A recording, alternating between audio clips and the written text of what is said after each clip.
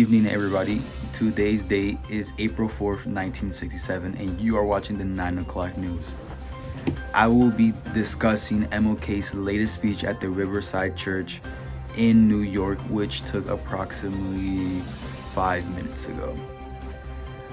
The setting, I was not able to attend the event, so I got most of my resources from the radio WRVR, and I will be broadcasting this from my home because I am currently handicapped and I cannot make it to the studio. King is against the Vietnam War.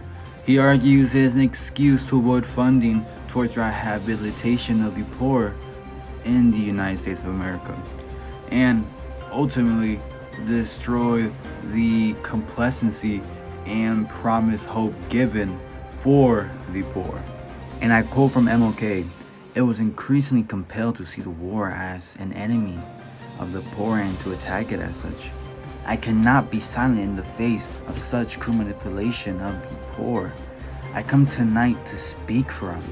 A nation that continues year after year to spend more money on military defense than on programs of social uplift is approaching spiritual death. When machines and computers, profits, matches, and property rights are considered more important than people, the giant triplets of racism, extreme materialism, and militarism are incapable of being conquered."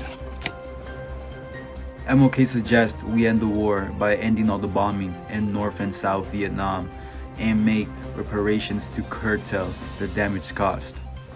MLK had to say we must be prepared to match actions with words by seeking out even creative methods of protest possible.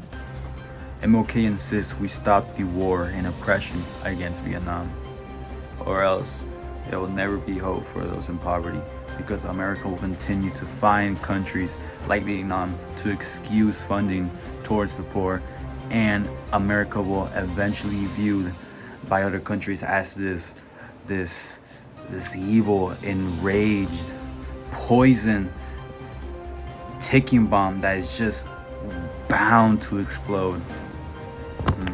MLK had to say, "No one who has any concern for the integrity and life of America today can ignore the present war.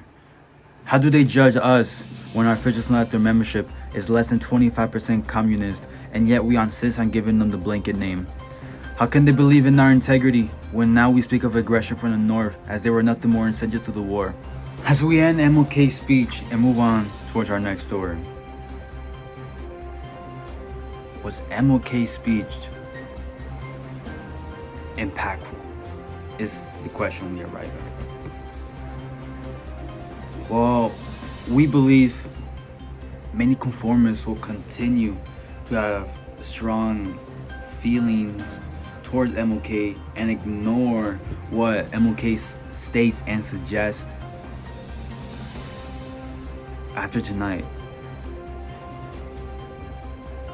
well, many beliefs and feelings about MLK and the Vietnam War, will those beliefs be subverted by MLK's strong choice of words and the message he is pushing out there? Will they?